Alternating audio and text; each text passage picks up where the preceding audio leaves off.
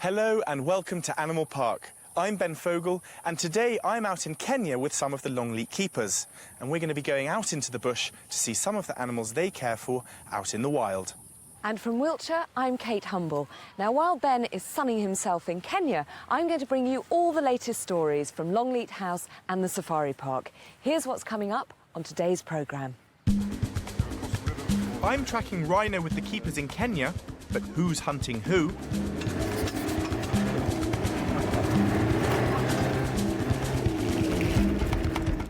You don't argue with an ostrich when he's got his pecker up at Longleat. I wouldn't want to step off the truck right now and approach Honey in any way, really. And there's certainly more bounce to the ounce with this African baby. She really is frisky like a little dog. I mean, jumping up and down and things. It's just a little bit heavier.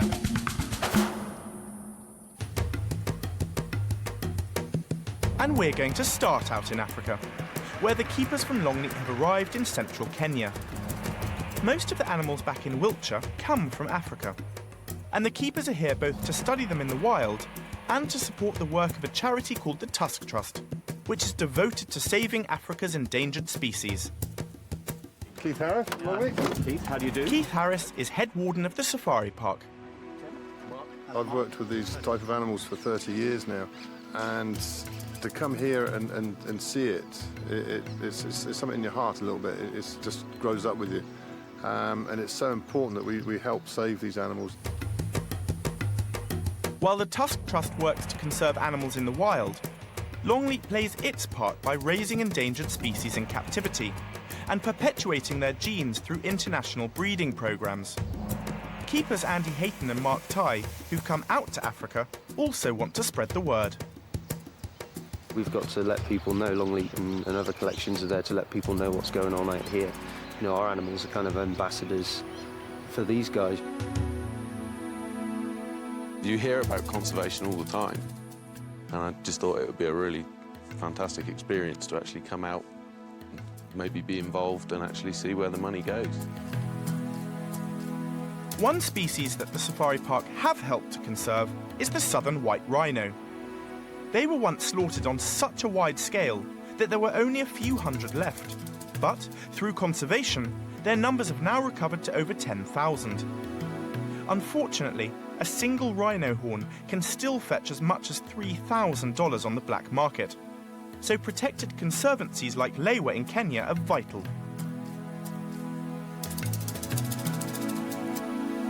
There are 76 rhinos here, and it takes 17 armed guards, 74 rangers, and over $1 million a year to keep them safe.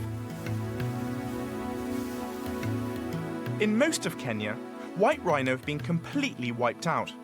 So operations like today's, to reintroduce them into other protected areas, are vitally important.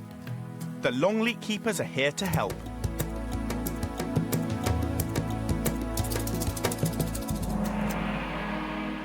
It's a very big day here at the Lewa Conservancy. The sun's only just risen, but already this place is a hive of activity, because today we're heading out to find, capture, and then relocate 2 white rhino to another conservancy called Kigio. Now, this is a very difficult and dangerous task, and we're going to be helping. 150 miles to the south, the Kigio Reserve forms part of the Great Rift Valley. This 3,500-acre sanctuary is where the rhino will be moved to establish a new breeding program. Chris Campbell-Claus, who manages the reserve, is eagerly awaiting their arrival. To me, I'm thrilled because the Rift Valley haven't seen rhino here for a long, long time. As a child, I saw rhino here. It's difficult to explain to a younger generation that we haven't got what we used to have here. And it's phenomenal, the fact that we're just bringing back a species that has been exterminated from this area.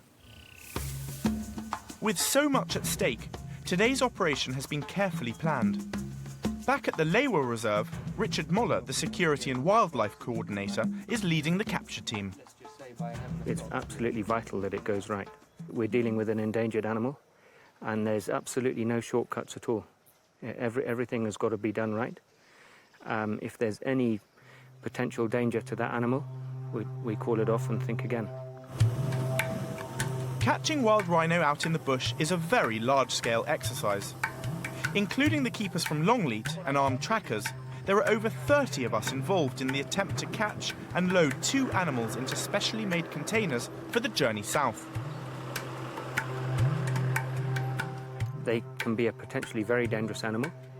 When a white rhino does lose its temper, it loses it full on.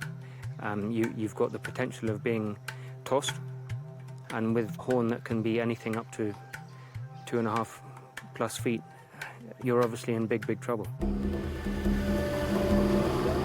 A spotter plane radios into Richard. The 2 young rhinos he wants have both been seen, but they're miles apart. You know, we spotted a female from the aeroplane this morning. Exactly the animal that we want, but unfortunately it's in pretty difficult terrain. Very hilly terrain. Potential for everything to go horribly wrong. So we're waiting for that one to come down onto the lower land. So we might as well go for this one first. It's in a relatively good position.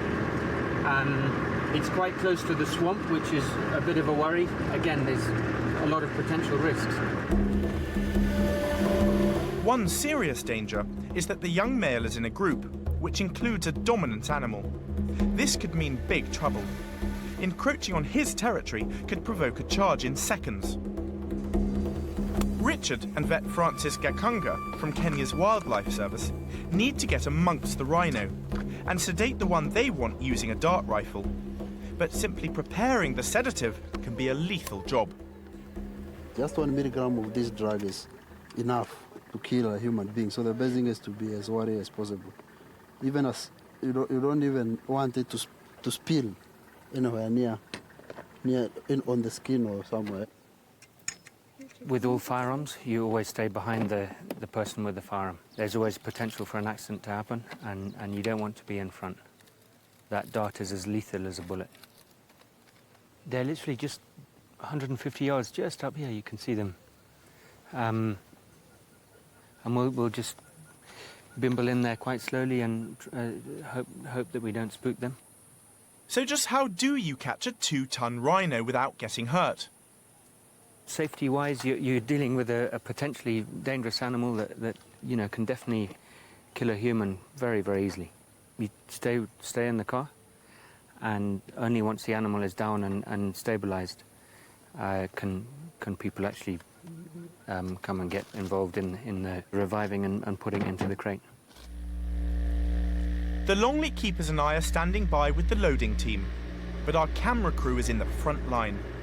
The head of the anti-poaching unit, Michael Tosho, is well prepared.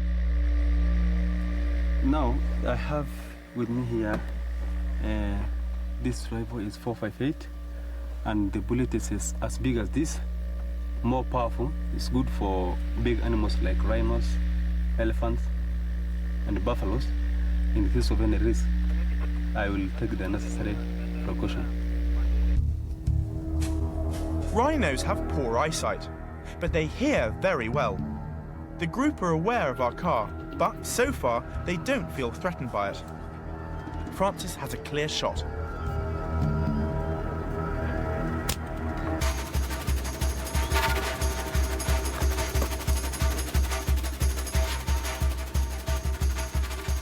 The dart has gone, the drug has gone subcutaneous.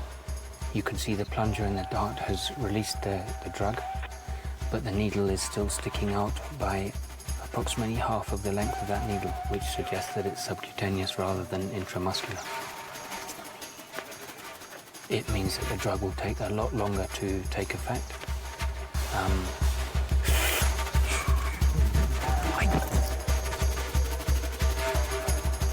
You see why that animal's a good animal to move? You can see this dominant male doesn't like it around, and it's only a matter of time before they have serious clashes, and that one could possibly be severely injured. The dominant male isn't just a threat to his young rival. The vehicle is in his territory too. This one here actually hits the car quite often. He's probably hit more cars on Lewa than any other rhino. The big male is eyeing up the car. The situation is very dangerous now. But the youngster's still not out cold, and he needs a second dose of sedative.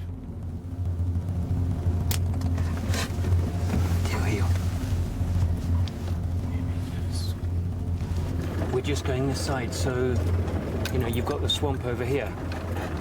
It's a bad scenario if it goes this way, so we're just going this side to cut it off if it started to head this way. It could go in the swamp, go down, and then, you know, then its mouth is in the water and drown.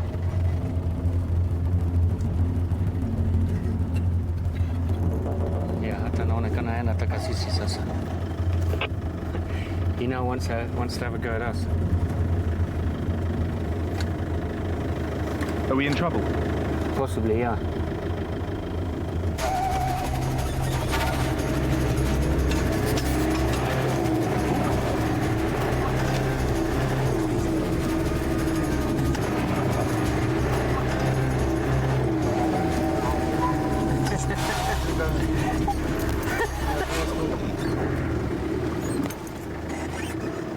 That was close. It was like about a couple of inches.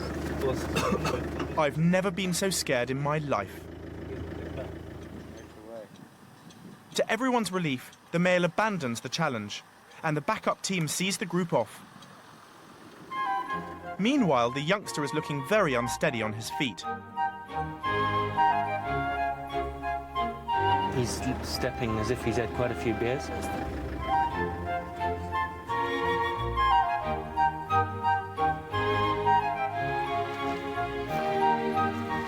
A towel over his eyes will help to calm him down and make it easier to rope him.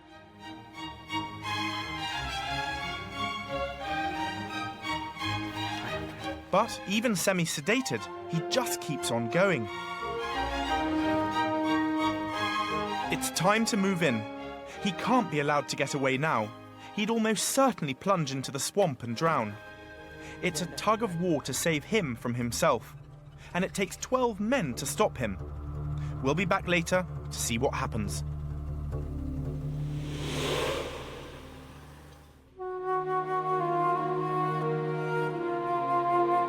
Back in England, they had a bleak day in the tiger house recently when the keepers had to face the possibility that both of the tigresses might die.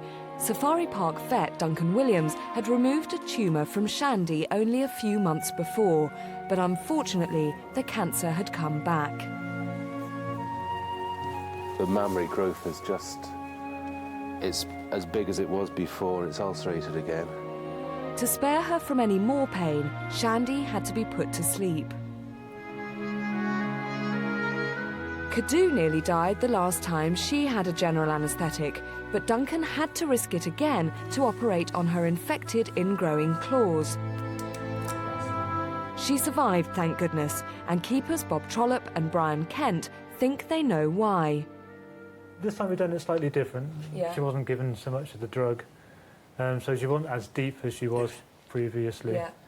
And as you know, it's a quick operation. You know, just get in there, clip all the claws, Yeah. a quick check over how she is, and then out again, give her the revive one. And this time round, she's up and about within half an hour. Oh, that's It was fantastic. absolutely fantastic. But I mean, clearly, because, you know, it was only done last year, and this was about a month ago, wasn't About a month it? That it has to ago, be yeah, done again. yeah. So this is going to be a recurring problem by the sounds of things. It seems like that. Well, I mean, why is it particularly bad? Because Sonar doesn't have that problem, does he? Well, we think it's mainly because Kadu is arthritic Right. in her front shoulders. Yeah. And the fact that she limps Yeah. anyway. So, of course, so you don't know whether she's just limping because she's feeling a bit stiff. And or... if you think about it, if she's going up against a tree to scratch on it, Yeah. then that's going to hurt. You know, she's actually putting her weight on it. Absolutely. That's going to hurt her shoulders. So she tends not to do that so much. Right. So that's obviously one of the reasons why we basically try to check her Yeah. before the nails grow into the pad. But you say that, I'm going to check a tiger's pads to make sure the claws are all right. Not terribly easy if you They're think not about the it. easiest things to see, because when they're normally let down, their Yeah. feet are firmly Yeah. flat on the floor. Yeah. But we've devised a method, well, Brian, I'll show you how it's done, Yeah. of checking them. OK, go on, Brian. Let's see what Well, You've worked hopefully, out. to encourage her with a bit of meat to jump up Okay. onto the cage so she put her claws through. Brilliant. Well, that's the plan. I mean, we have been trying it, but it doesn't always work. OK. She's not looking terribly interested at the I'll moment. just sort of encourage her over the first OK. one. There you go. Right. Oh. Good girl. She's looking pretty good, though, I have to say. Oh, she looks great. You know, she's 20 years old, so... Go on, girl. 20 now? Yeah. Wow. Come on, girl. Go on, girl. Go on, girl. She's thinking about it. Oh, look at that. That's it. Brilliant. Brilliant. And now we can have a quick check. You can see... Now you could see that clipped claw on there very closely, yeah. Very closely. Try another one. But best of all, you can see that there's no damage to the pads. Yeah. And that is what you mainly look for. And so presumably, by being able to do this, by encouraging her to do this, you can get in kind of in the nick of time. Yeah. And if they need clipping again, it can be done very quickly and hopefully with as little stress to her as possible. Yeah. Well, it's great to see her better, and I am incredibly impressed, Brian, by your tiger training. It's very, very effective. Thank you both very much, and of course we will be keeping you updated with Kadoo's progress throughout the series. The keepers from Longleat, who were out in Kenya, had to pull their weight earlier when a 4-year-old male white rhino was captured. It proved to be a real battle of strength, but eventually the sedative he'd been darted with kicked in. It's absolutely amazing. The rhino, which has been darted, is finally down. You can see they've put the towel over its eyes and they're just trying to secure it. So the keepers from Longleat are just hanging back a little bit over there, as is everyone else. And we're just waiting for Richard to give us the cue that he's happy for us to help load it into this box here. It's so exciting.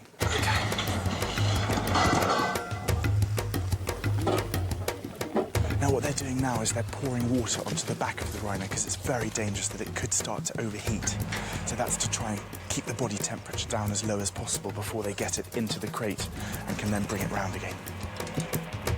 For the keepers, led by head warden Keith Harris, this is a valuable learning experience. Well, I mean, watching the teamwork and the preparation is to make sure, I mean, we do that, but again, I think this just drums it home to us that is so important, and making sure everybody knows what they're doing, because if you get one person who doesn't, then you can cock it all up.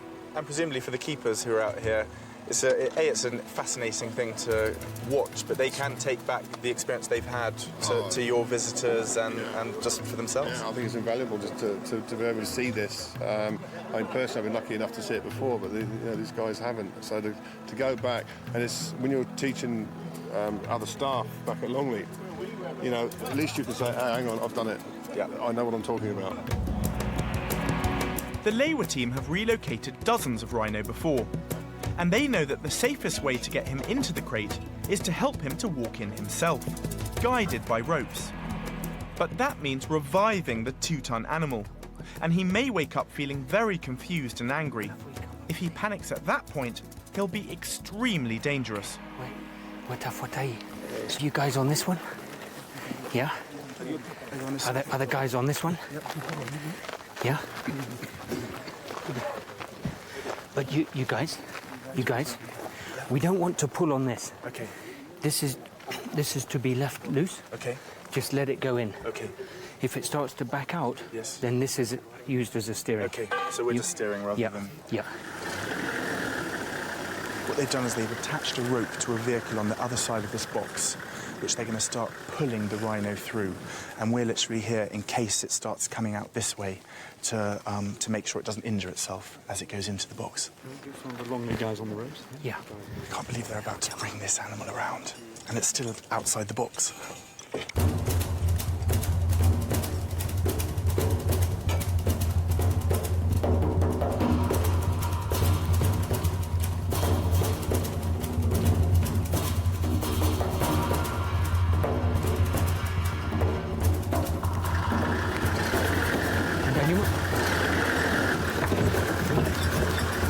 Tender. I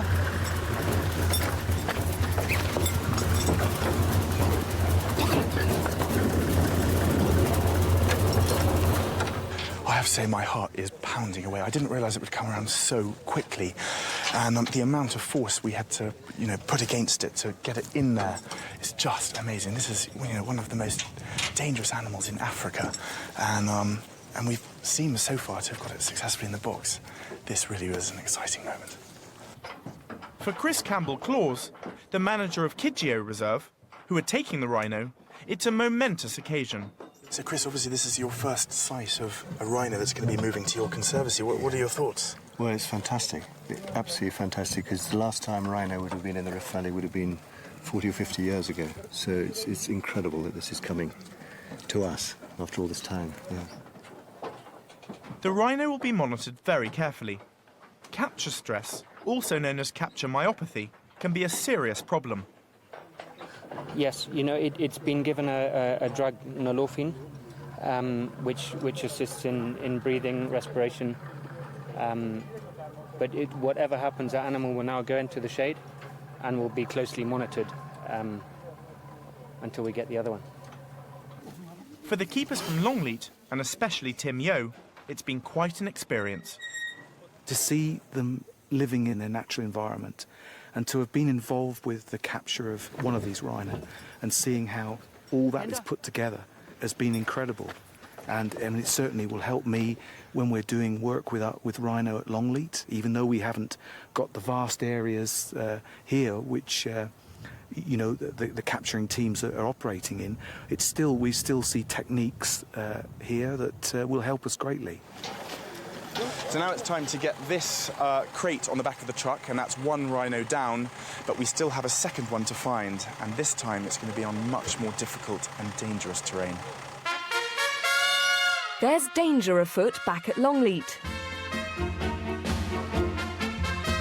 Most of the animals in the East African Reserve lead a quiet life, grazing peacefully with their neighbours. But there's always one troublemaker in a community. And in this case, he's a hooligan called Trevor. I'm out in the East Africa Reserve with keeper Ryan Hockley and the very splendid-looking Trevor, the male ostrich. Ryan, just looking at him, one of the things that I notice about him, not so much today, but quite often, he's got a very pink beak. Yeah. And slightly pink legs, which the females don't have at all. Is that a sort of attraction thing? It is. It's basically designed to show the females and the other males as well that Trevor's sort of in quite a heightened state of being at the moment, because he and Honey are currently sort of mating, and she started laying eggs. He's feeling very spawnsy about the whole issue. He's very protective towards Honey. And is that why he's staying quite close to Honey? Is he sort of protecting her from us and sort of saying, Definitely. you know, just watch out, don't come too close to my girl? Yeah. I don't think I wouldn't want to step off the truck right now and approach Honey in any way, really. Does it make him much more aggressive and towards you? Yeah. Although I'd like, in sort of Trev's defence, I'd like to say defensive more than aggressive. Yeah. Obviously, there are going to be times where he could just lash out at you, but I always sort of feel, we all feel up here, that a lot of the time you've got to do something to provoke a reaction. So in a way it's more defensive than aggressive. And with this movement of his wings, well, they're both doing it, but he seems to do it quite a lot. What's going on there? Again, the wings are used as a major part of his mating display. Right. What he'll do, he'll actually hunker down on his legs and basically rock from side to side. It's called cantling. Right. And he'll rock from side to side and moving his feathers in such a way that it is a really appealing sight, actually, and I can't blame any female for falling for it, because he puts so much effort in. He's got to get a result at the end of the day, really, for it. He's really magnificent close up, isn't he? Beautiful animal, yeah. Now, you had one successful chick last year who we can just see over there in the distance, lying down. Hoping for more this year? Definitely. We were pleased with the success we had last year, because it was Al over there's our first mother-reared chick. So, you know, we were really chuffed about that. But obviously, we'd like to build on that this year, Kate. And camels. Camels. Everyone's wanting to come in and say, oi, what about filming us? I'm sure somebody snuck a banana in their pocket. A little bit surrounded now. We are totally surrounded. Everybody's coming. He's not being too aggressive to the other animals in here or defensive with the other animals. No. But would he be if he felt that Honey was being, I don't know, threatened or crowded? Yeah, I think he would. I mean, last year we saw Trevor defending, like I said earlier, the eggs. even Right. possibly more than honey. Very defensive over the eggs. And then how much of a part does he play in the rearing of the chick? He loves to get involved in that sort of side of things, and he's more than happy to have the chicks running around and following him. And obviously, from a chick point of view, they've got a much better percentage chance of surviving if they stay close to a big male like that than if they stay at mum's heel. So I think there's an instinct, a genetic instinct in those chicks to possibly, I don't know whether it's they see their dad as like the big black and white thing, or whether it is about those red legs and they just basically stick to the red legs. Oh, yeah, that's a thought, and possibly, isn't it? I think even chicks that have hatched from other clutches will go with the most dominant male, who's probably the guy with the most With the vivid most- pink legs. That's absolutely fascinating. Well, before I get attacked by the camels, we probably should leave you all in peace. What do you say? But Cos, thank you very much. And of course, we will keep our fingers crossed that all goes well and Trev's red legs pay off.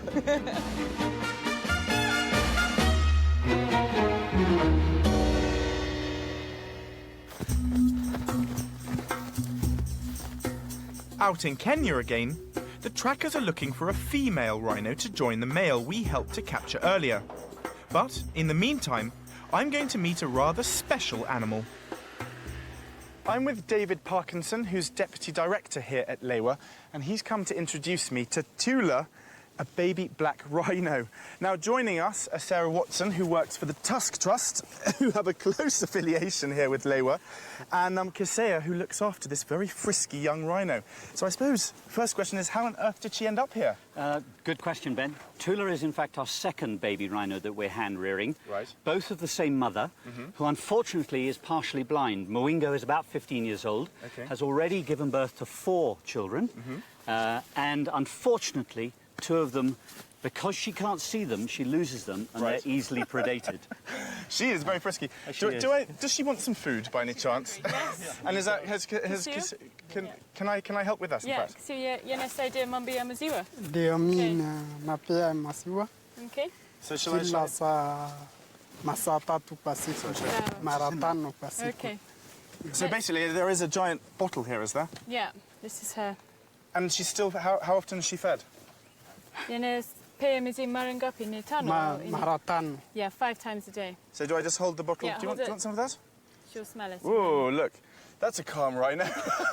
It's all calmer here now. Peace and quiet. And is it just milk? It's just milk. Safari moja ni pint 8. Yeah, it is 8 pints a day, and it's actually powdered milk, Right. which you just mix with water. So how does Kisea literally look after her all the time? Yeah, because when a cub Nakaa na yeye mchana yote na usiku yote. yeah, he even sleeps with her. He's Really? with her the whole day and the whole night. Now, a black rhino in danger? Yeah, very endangered. She's so important because she is a female, so she's got great breeding potential. Right. And that's why such care is taken of her, and you have someone like Cassia with her. Can we follow Yeah, her over follow there? her 'Cause I think she's given up on the milk. So literally, we're safe to be this close to a rhino, are we? Yeah, obviously she's only yani mwaka ngapi sasa? Yeah. Yani mwaka ngapi? Yeye iko mwezi 9 sasa. Yeah, she's 9 months old. Right. And she'll be on milk for the next sort of until she's about 18 months old. She really is frisky like a little dog. I mean, Yeah, she jumping up loves and to down and play. things. Yeah, it's just a little bit heavier. Have you any idea how much she might weigh? I guess about 400 kilos. But I'm not an expert. That is quite amazing. And are you hoping that she'll return to the wild afterwards? That's the plan. Right. She's such an important thing because she's the female and. Yeah. Look at that, the sound man.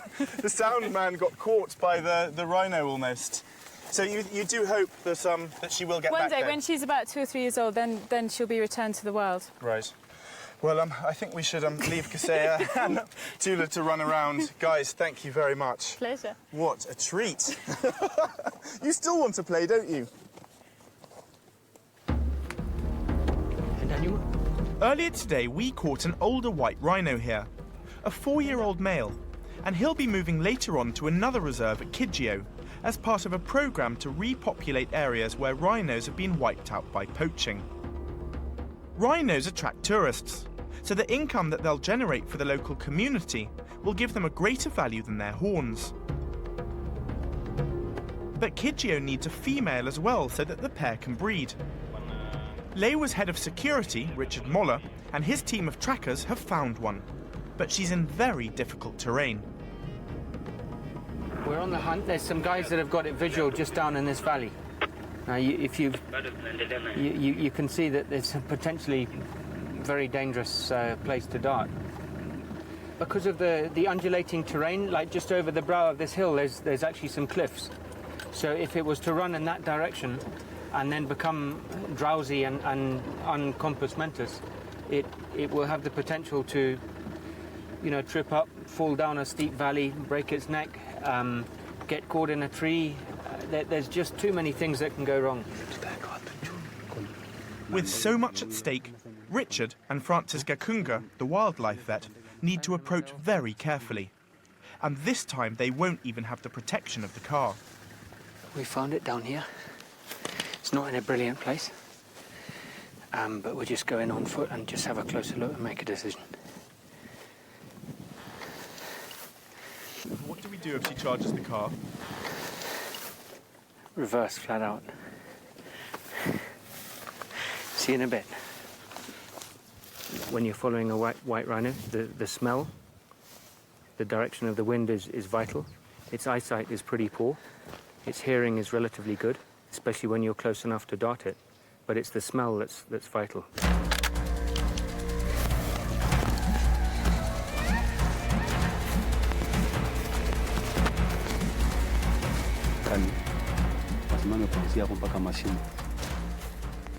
There are men everywhere and also on the observation post in high places, trying to locate them.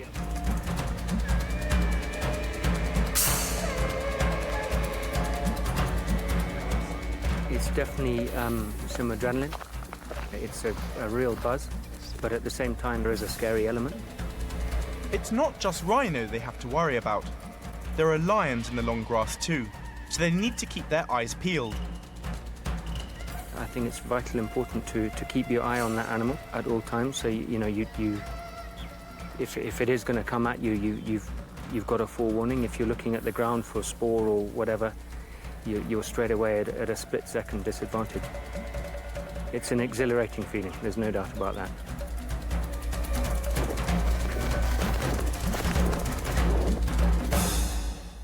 But the rhinos got away. Even a 2-ton animal can lose itself in this wilderness. They're particularly skitsy animals. I'm not saying they're on the run flat out, but every time we get up to them, they move on. And we've been at it now, what's it now? 3 hours since we did the other one. It's ridiculous. We had them within a stone's throw, and yet they've managed to slip the net. The team give up for the day. They don't want to stress the animal any more than is necessary by chasing her for hours. But they'll have to capture a female tomorrow, or the whole plan to re-establish a breeding population at Kidgio will be in jeopardy. In the meantime, they've decided to send the male rhino on ahead. He's lightly sedated and securely roped to minimise stress on the journey.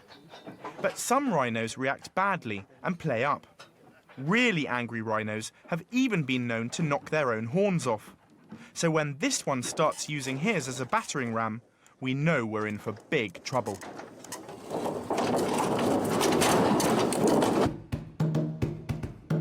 But then, even little rhinos can be a handful. Well, I'm back with Tula, the baby rhino, and Kissia and Dave, and apparently it's midday here and it's time, possibly, for a bath. Dave, do you think that's what's going to happen? I think that's potentially a good idea. So this is basically to fill up this little hole here. And what do you think the likelihood of Tula actually going in is? She might want it. It's not desperately hot today, but she might want to cool down. Is she drinking from it like that? Yes, yes. Isn't that incredible? She has a very delicate skin, and also the other advantage of getting mud on her is when it dries, of course, that she can rub the ticks off as well. Are they quite prone to ticks around here? Yeah, they can be, very much so. Because one always assumes that they've got such a thick skin that that nothing could damage it or hurt it. No, it's a very, very delicate skin. In fact, you can see ticks actually down here. Right. You can actually see some under there. Yes, you can. Yes. And would those be? Could you remove them, or is it just let nature run its course? Nature just runs its course. Yeah. And as I said, the mud helps because, of course, the mud dries on the ticks, and when she rolls, it pulls the ticks off. And have you ever? Does she actually go into here yes. and literally She loves it. wallow around? She loves it in there. Oh, go on! I really want to see you in there. Do you think that Kissy is trying to entice her in? She really, every time I see her, I think I'm falling more in love with her. Yeah, she's a... Kissy definitely knows how to attract her into the water. But she's still definitely a black rhino, as you can see. Yeah. And in the wild, look at her playing around. Presumably in the wild, they would find these holes naturally if they occur around the conservancy here. Absolutely, yes. And literally, it would just be. I mean, would they spend a long time in a wallow like that? Do you think? Not a massive amount of time, enough to cool herself off, get some mud on her, and then come out. And in terms of drinking, does a rhino have to drink all the time like a human? Oh, very much so. Yeah. She can go some time without drink, but of course, at her age, she very much relies upon her mother for milk, and regularly for a good 2 years. She likes the camera as well. Yeah. Well, I'm not sure if she's going to want to go in today. Kissy is doing a very good job at attempting, but nope, she's heading off that way. That's it. No, I think that's it for the day. Not hot enough, I don't think. Never mind. Well, Dave and Kissy, thank you very much. Don't go away, because here's what's still to come on today's programme. After a dart in the backside and a lumpy, bumpy truck ride, this rhino wants a break. He's very agitated, so we've got to get him out now. And you may wriggle at the idea, pet owners, but you simply have to trim his teeth. They'll grow and grow and grow, and they can actually grow up into their own brain and actually kill them. No. So.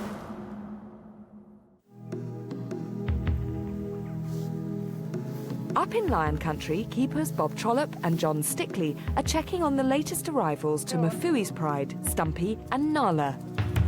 Go on. Good girl. Come on, Cubby. There's always one, isn't there? Now 4 months old, they're Zazzie's first cubs, and so far they've been living off her milk. Now they're old enough to start eating meat. What we're doing today is we've popped into Mafui's Pride and we've come to feed Zazzie and the cubs, because the cubs are getting to an age now where they'll be tucking into this, full-heartedly. They've been actually pecking at it since about 6 weeks old. And as you can see now, they're a little bit older than that. What we do is we just place it down here, try and keep it out of the straw as best as we can, because otherwise they take the straw in as well. A lot of noise at the moment, but then they're most probably hungry. Come on, cubbies. Good girls. Good girls. You're more than likely to find now that Zazzie will just leave the cubs to it. The cubs are a little bit suspicious of it, because obviously Mum hasn't brought it into them, we've actually brought it in. They'll just be checking it out first of all, and then as soon as they're confident that it's not going to get up and bite them, they'll jump on there and start eating at it. In the wild, the males always have the first go at a kill, and the cubs then have to fight for their food with the rest of the pride. Nala is the first to sink her teeth in, and she's already bigger than her sister Stumpy. They've been going great guns.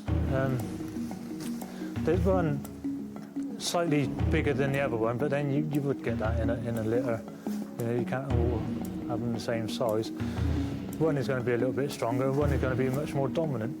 And later on in life, that bigger animal will most probably be a high-ranking female within the pride.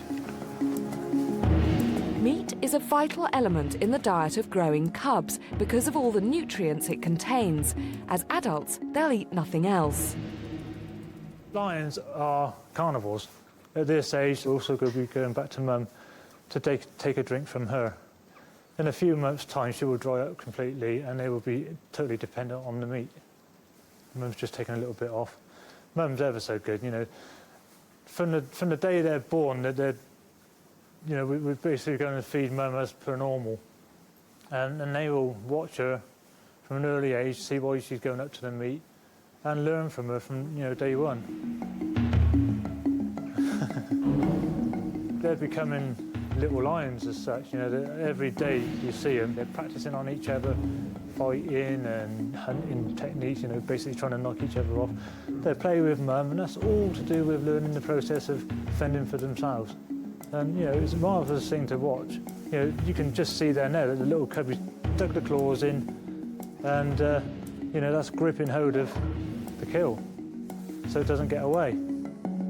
Well, what they normally do, they eat as much as they can, and then they go off for a bit of a siesta, wake up, then go back for a bit more.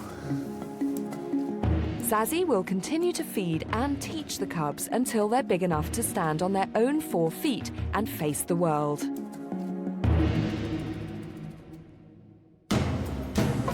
It's daybreak in Kenya's Great Rift Valley. In Lewa, a spotter plane is already out looking for a female rhino to join the male we caught yesterday. He's now here at the Kijio Reserve as part of a programme to re-establish the endangered species where they've died out because of poaching. Kijio's manager, Chris Campbell-Claus, is keen to get the rhino unloaded. This is phenomenal because it's the first time we've had a rhino on the property. He's the first one, and he's going to go into one pen on the left-hand side here. He's very agitated, so we've got to get him out now. Yeah, very excited. To minimise the stress on him, the young male will be released into this boma, which is the Swahili word for enclosure, rather than having to face a whole new territory straight away. But it's a dangerous moment. The 4-year-old was sedated for the journey, and wildlife vet Francis Kakunga has just administered a reversal drug to wake him up. Rhinos are naturally aggressive, and this one, a hormone-fueled adolescent, is losing his temper and suddenly decides to batter his way out of the crate, whatever the damage.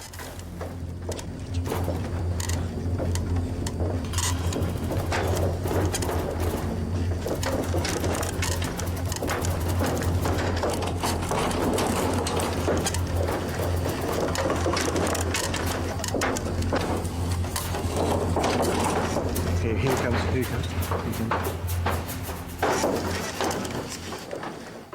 Oh dear. To everyone's dismay, the young rhinos rammed the crate so hard he's knocked off his horn. Fortunately, that's not as bad as it looks, because their horns are made of keratin, which is the same stuff as our hair and fingernails. Tim Yo, who looks after the 5 white rhinos in Wiltshire, has come across this before. What we've seen just now looks horrifying. I mean, obviously it bleeds quite a bit, and it looks as though, it's really painful, but I'm sure it's more a case of being sore. It's like if you broke your nail right off, it would be obviously sore for a while. But at Longleat, one of our adult cows lost a horn, just fell off. I mean, and we thought, oh my God, what's going to happen now? And I mean, within months, this horn had grown back. It is just hair. It will grow back very, very quickly. The positive thing, in a way, is it is the first time rhino been in this area for a long time, so he'll be certainly a centre of attention. And one hopes, obviously, it's not going to be a centre of attention for poaching. Now that he's lost his horn, it's almost a positive implication for us, because our security on that rhino won't be so serious now. In the next 24 hours, we hope he'll have another. The female will come in and accompany him, and that'll help him settle down. Even though he's not at all distressed, and the damage looks worse than it is, Francis Kakunga, the vet, isn't taking it lightly. I'm concerned about the infection of the wood.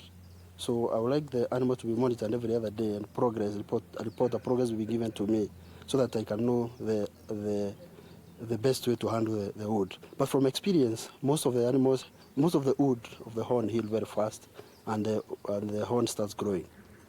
The rangers will keep an eye on him, but in the meantime, news has come through that a female, Hopefully a future mate for this youngster has just been caught at Lewa, 150 miles to the north. It's vital that these two white rhino thrive. The future of the whole species depends on the success of projects like this.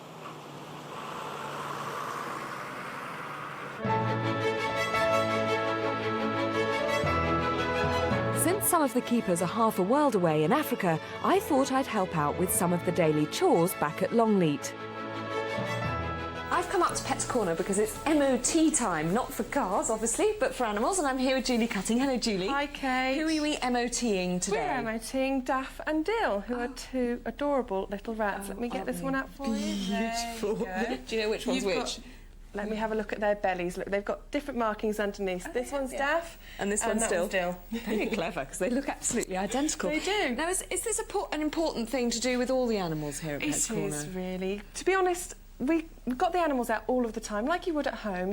You'd have them out and you'd be looking at them most of the time anyway, but just to give those essential few extra checks, make sure their teeth are OK, make sure that they're breathing all right, any lumps or bumps. Their claws are quite important to make sure they're not too long. OK, so if we start with... I've forgotten which one I've got now, Dill or Daff? That's Daff. This is Daff. So if we start with Daff, I mean, she looks incredibly healthy and her coat's in very good condition. Is that a sort of good sign of health with a rat? Definitely. Shiny coat, lovely shiny coat. Most animals, you want to see a nice glisten on their coats. Yeah. That's a good thing to look for. OK. Means that they're having a good healthy diet and they're getting all the nutrients that they need, and they're keeping themselves clean as well. They do like to keep themselves very, very clean, despite their reputation. Yeah, people think that rats just are dirty and live in dirty places, but that's not true. Not at all. They just adore to be keeping themselves clean. So you said claws is a thing, so let's have a look at your... Come on, show us your nails, dear. Now then, let's have a look. What do you look for? Well, if they haven't got a suitable area, like a cage or where they're being let loose in, they can find that their claws might get quite long, so they need something to be quite abrasive to walk across. Maybe it's a bit of wood or something quite hard and maybe a little bit rough, and that'll keep so their that claws kind of in. files them down, It basically. does. And anybody who's got a pet rat will know that sometimes when they're climbing up, they're brilliant climbers, as you can see. Yes. They will hang on dear life with those little claws, and it can hurt. Yes. So just keeping an eye on those so that they don't get overly long is quite a good idea. And teeth? How on earth do you check a rat's teeth? Well, these two are very fidgety, so what I'm going to do is just tip her up a little bit and just pull her teeth. Oh, heavens, they're really yellow. Does that mean she needs to clean them? Not at all. These guys actually have yellow or orangey enamel rather than white enamel, so they're actually healthy teeth. Oh, really? And you'll find that in most rodents, to be honest, so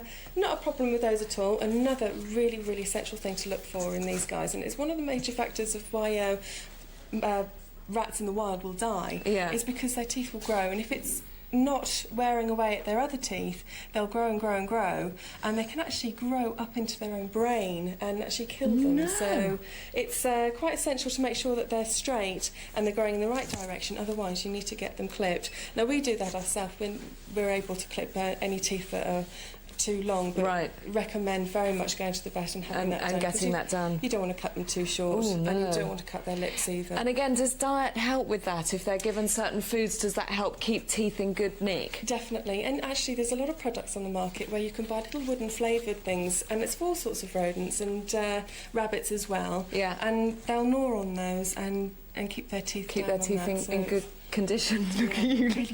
Well, they're fun. They are fun and they're beautiful. Thank you very much. We've got, I can't remember how many animals you've got in Pet's Corner, but several hundred, and they've all got to be MOT'd. We've got our work cut out, haven't we? Thanks, Julie. Okay.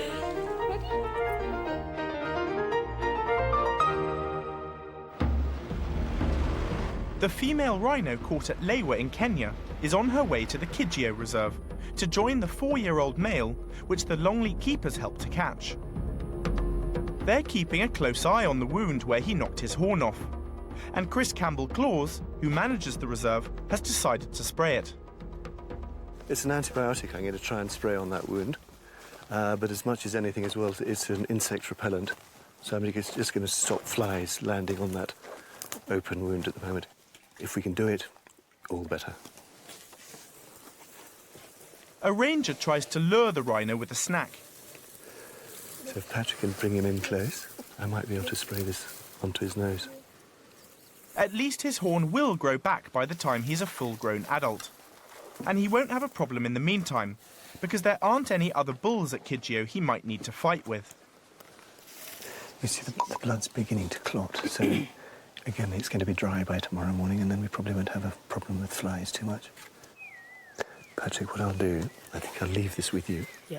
And if there's any opportunity you get, he does come very near you. Okay. I think then spray, but spray very hard, because you want as much on there in the shortest possible time. All right. The rhino's calm, but he's still wary. Attracting him this way may take a lot of time and patience. So Patrick tries a radical new tactic, imitating a female rhino.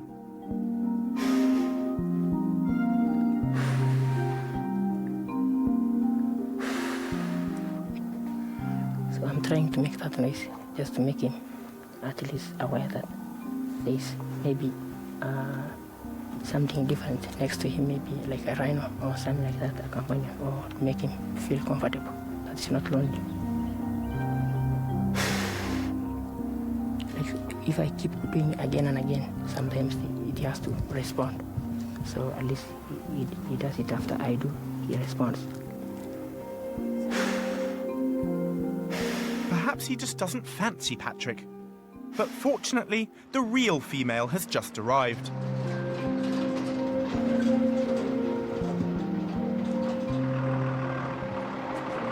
But as the crate is prepared for unloading, there's some disappointing news. She's lost her horn on the journey too.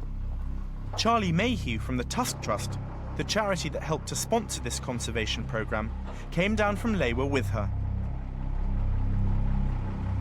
We put a little bit of medicine, so it doesn't get any infection. The horn, in a way, is designed to come off relatively easily. So, it's nothing to worry about. The horn will grow back, and it's just unfortunate that both these rhinos have lost their horns.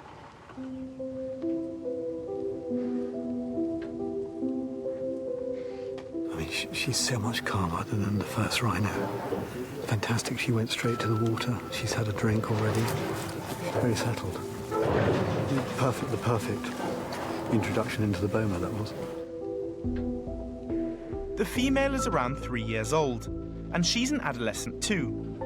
She's released into her own section of the boma, because putting the two youngsters in together straight away could be dangerous. He's quite powerful enough to kill her if she doesn't take his fancy. But they will be able to smell each other. So, hopefully, he'll like her scent and a romance will blossom in time, which should help to perpetuate the species. Tusk and the Lewa team have moved many rhino before without them losing their horns. So it's surprising that both of these should have lost theirs. But Chris has a theory as to why it happened. A suggestion why those horns are coming off is because they're sub-adults. I think that's a very good point. And therefore they're not rooted properly. Yeah. And they're going to be more vulnerable. Because if you look on the inside of the base of the horn that's come off, you can see that it came away so easily. Absolutely. There's very almost like an artichoke, isn't it? Yeah, absolutely. Pops in there. Both rhinos will be vulnerable to infection until their noses heal up. So they'll be kept under observation, and the keepers will be taking no chances. I think we leave them to be calm this evening, and tomorrow morning we'll assess the situation.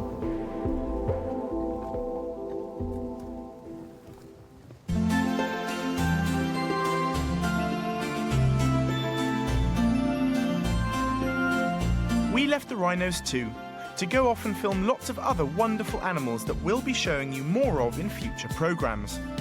But we couldn't resist dropping into Kidgeo a few days later to catch up with the young rhinos again. Chris, how are they getting on? Right, and they're great. They're really settling down. And they're together? And they're together, which they weren't before. They didn't know each other before they came here. And how are they As expected, the wounds where their horns broke off have healed up quickly, and they'll soon start growing new ones. So we can only say this is fantastic. It's no better way to end, really.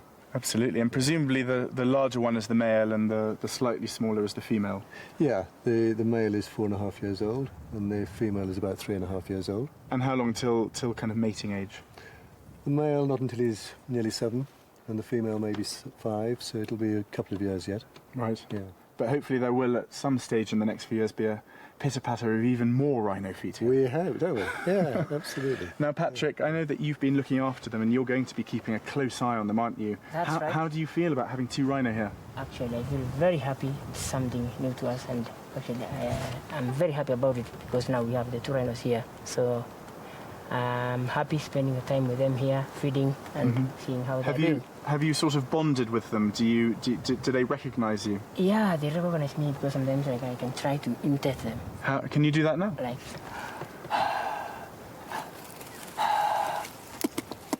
And dangle some food down, I noticed. Look at that, you see? Yeah, they are reacting. Look at the ears going backwards and forwards.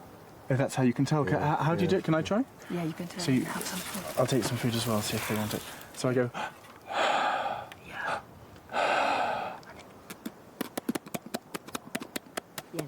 Is that a good sign? Yeah, the ears, yeah, they're picking up on what you're doing. So I could well be a rhino whisperer, even though I live in England. Yeah. Why not? Well, guys, how long, last question I suppose, is how long before they actually leave here for the wilds of the reserve? I think confidently say in the next couple of days. Yep. Then we've got 2 free roaming rhino. And is there a buzz of excitement around? Oh, fantastic. You know, people in the community are ringing us up and saying, can we come and see your rhinos? And soon they will be able to. Well, the best of luck for the next few days and indeed the next few weeks. Thank you. Sadly, that's all we've got time for on this special edition of Animal Park, but what a way to finish the programme than with these 2 magnificent rhino waiting to be released into this magnificent reserve. In the meantime, here's what's coming up on the next Animal Park. Halt! Who goes there? The rangers in Kenya have to stop the poaching. This wildlife will be gone.